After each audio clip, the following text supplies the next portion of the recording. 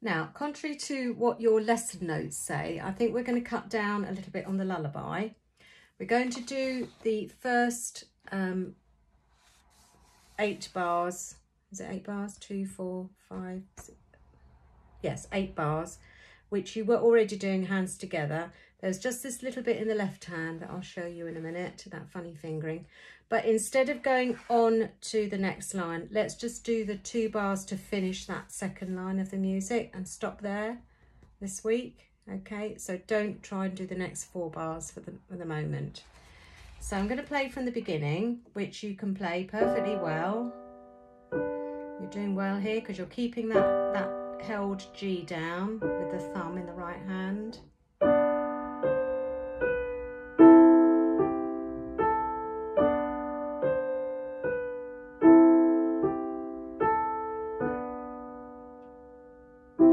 I'm onto the second line of music. Okay, now this is where I said you must get those fingers in place in the left hand, the 4 and the 1, and you lift the 4 but not the thumb so that you can join to the next chord. Then you lift the left hand in order to play bar 8. Okay, so let's just have a look at this bar. Okay, this one here. So as you're playing the bar before, you've got to be thinking then, what have I got to do to get those fingers in place? So if I play from the bar, if I play from the bar before, bar 6, you've got bar numbers right at the beginning of the line. So you can identify the bar I'm referring to. So those fingers there would be 2 and 4 to 3 and 1. Now, in bar 7, I've got to play the D and the B, but I need to put my thumb on it. All right, so you've got 2 spare fingers, okay?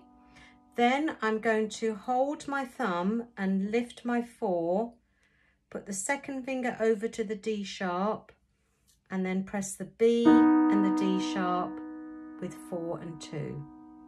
Okay, so I'm doing bars 6 and 7.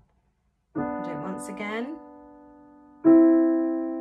Now use 1 and 4, lift the 4 only and go to 2 and 4. Then you lift down to the E and the B, which you've done before. So a little bit of left hand on its own there, all right? Keep it on its own for quite a while. Don't worry about putting it hands together.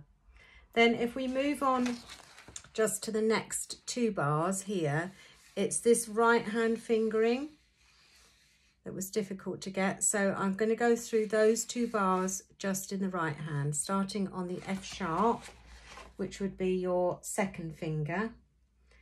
And make sure you're counting 1, 2, 3. Now, just take the hand up. You need to read what these notes are in this chord. It's A and C. A and C, okay? So just make sure you move to those 2 notes, A and C, 3 and 5. Then, a bit like the left hand earlier, you've got to use 1 and 4 on the next 2 notes. And if you look at the music, the notes move down in steps. It goes from a space to a line to a space, just down in steps.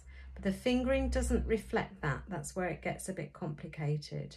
So these notes here are G and B. So you've gone from A and C to G and B, but with 1 and 4. So again, you've got 2 spare fingers, and those 2 fingers, if you spread them apart slightly, will then go to the last chord in this bar, which is F sharp and A. F sharp and A. So let's just take those 3 chords in the right hand, from A and C to G and B to F sharp and A. Just watch it again. 1, 2, 3, 1, 2, 3. So I'll do both of those bars. That's bars 9 and 10.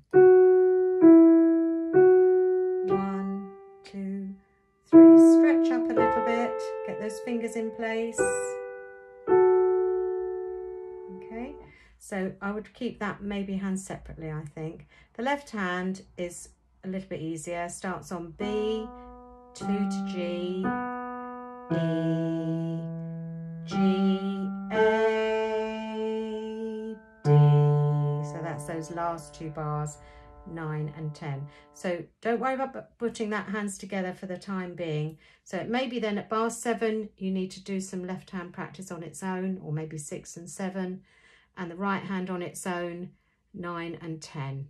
All right, and maybe don't worry too much about putting it hands together until you feel more comfortable with the notes in those bars and the fingering that it's being asking you to do.